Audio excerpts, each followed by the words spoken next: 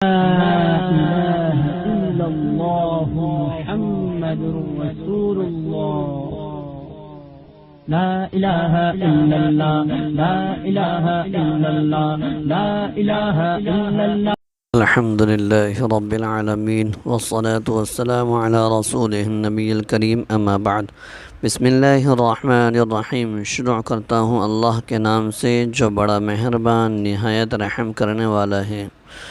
میرے عزیزوں اور دوستوں، محترم سامعین اکرام اور میری ماں اور بہنوں، آج آپ حضرات کے سامنے رسم کی تعریف اور اس کا معیار بیان کرنا ہے کہ رسم اعمال کے اندر ہو یا افعال کے اندر ہو یا اقوال کے اندر ہو تو رسم ہوتی ہے، اور رسم کس کو کہتے ہیں اس کو سمجھنا ہے، اور اگر ہماری زندگی میں ایسی چیزیں ہیں تو اس کو بدلنے کی ضرورت ہے۔ رسم صرف اس بات کو نہیں کہتے جو نکاح اور شادیوں میں کی جاتی ہیں اور جو محفلوں میں کی جاتی ہیں، بلکہ ہر غیر لازم چیز کو لازم کر لینے کا نام رسم ہے۔ یعنی جو چیز شریعت میں لازم نہیں ہے اس چیز کو لازم کر لینے کا نام رسم ہے، خواہ وہ تقریبات میں، محفلوں میں، شادی بیاہوں میں یا روز مرہ کے معمولات میں ہو۔ روزانہ کے جو اوقات گزرتے ہیں چاہے اس کے اندر ہو، جب نہ رسم کی نیت ہو نہ رسم والوں کے طریقے پر کریں تو وہ رسم نہیں، نہ حقیقتاً نہ صورتاً۔ یہی معیار فرق ہے۔ یعنی فرق کرنے کا مطلب یہی ہے کہ جب نہ رسم کی نیت ہو نہ رسم والوں کے طریقے پر کریں تو وہ رسم نہیں ہوتی، نہ حقیقتاً ہوتی ہے نہ صورتاً ہوتی ہے، اور یہی معیار ہے رسم کے پہچاننے کا۔ اسی طریقے سے بہت بڑی ہستی گزری ہیں حضرت تھانوی رحمۃ اللہ علیہ۔ انہوں نے بعض رسومات کی اصلاح کے لیے حکمت عملی کے طور پر کیسی راہیں اختیار کی ہیں۔ فرماتے ہیں، جب سے میں ان اطراف میں جانے لگا تکلفات بہت کم ہو گئے۔ یعنی حضرت کا اطراف کے اندر جانا ہوا کرتا تھا، گاؤں کے اندر بیان کرنے کے اندر یا ملنے کے اندر جب جایا کرتے تھے تو وہ فرماتے ہیں کہ میرے ساتھ کیا معاملات پیش آتے تھے اور میں نے وہ رسمیں کیسے ختم کی۔ پہلے یہ حالت تھی کہ کوئی عالم پہنچ گیا تو اس کے ساتھ 50 آدمیوں کی دعوت ہوتی تھی۔ میں نے اس رسم کو اس ترکیب سے مٹایا کہ میں کہہ دیتا تھا کہ میں تنہا کھاؤں گا۔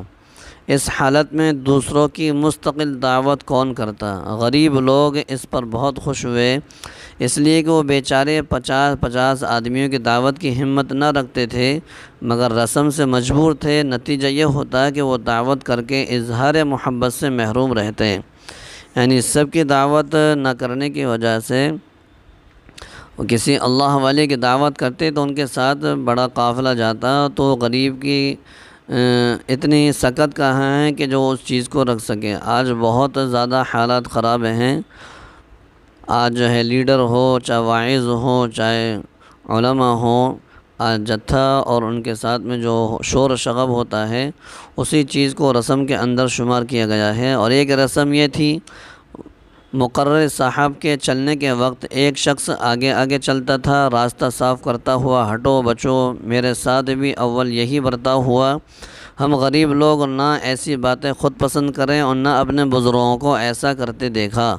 میں نے اس کا خاتمہ اس طرح کیا کہ اول ان سے کہا کہ یہ کیا بے ادبی ہے، مجھ سے آگے چلتے ہو۔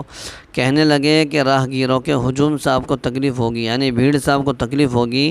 میں نے کہا کیا راستہ آپ کی یا میری مل کے ہیں؟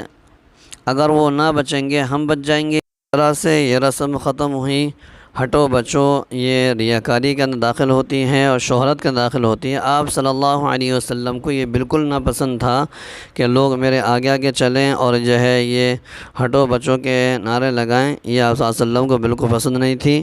اور ایک رسم یہ تھی کہ وہاں پر اکثر پالکی میں چلنا ہوتا تھا۔ میں پالکی میں بیٹھا ہوا جا رہا تھا تو چند لوگ کچھ داہنے اور کچھ بائیں پالکی کے ساتھ دوڑ رہے ہیں، جیسے آج گاڑیوں کے آگے پیچھے دوڑتے ہیں، کچھ آگے دوڑ رہے ہیں، کچھ آس پاس دوڑ رہے ہیں۔ تو میں نے پوچھا یہ کیا حرکت ہے؟ کیا آپ کے ساتھ رہنے کی وجہ سے دوڑ رہے ہیں؟ شاید راستے میں کوئی ضرورت ہو۔ میں نے کہا کہ اس کی کیا ضرورت ہے کہ برابر ہی میں دوڑو، کیا پیچھے رہ کر نہیں دوڑ سکتے؟ اس کہنے سے سب پیچھے ہو گئے۔ تھوڑی دیر میں جو دیکھتا ہوں دوڑنے والوں میں سے ایک بھی نہ تھا، سب میرے دکھلانے کے واسطے دوڑ رہے تھے کہ ہم بھی ایسے جانثار ہیں۔ یہ رسم بھی ختم ہوئی۔ تو یہ رسم کے اعتبار سے ہے کہ آگے دوڑنے کے اعتبار سے، ہٹو بچوں کے نعرے کے اعتبار سے ہے۔ تو میرے عزیزو، یہ چیزیں نہ تو ہمارے اندر ہونی چاہیے اور نہ اس کی طلب ہونی چاہیے۔ یہ آپ صلی اللہ علیہ وسلم کے سنت کے خلاف ہیں، یہ رسومات ہیں، بہت ساری رسمیں ہیں جو آج عام ہو چکی ہیں اور ان کا انسداد نہیں ہو رہا ہے۔ تواضع، انکساری، عاجزی ہمارا دامن ہونا چاہیے۔ آپ صلی اللہ علیہ وسلم کی یہی سنت ہے۔ اللہ ہمیں عمل کی توفیق عطا فرمائے، صحیح سمجھ عطا فرمائے۔ السلام علیکم ورحمۃ اللہ وبرکاتہ۔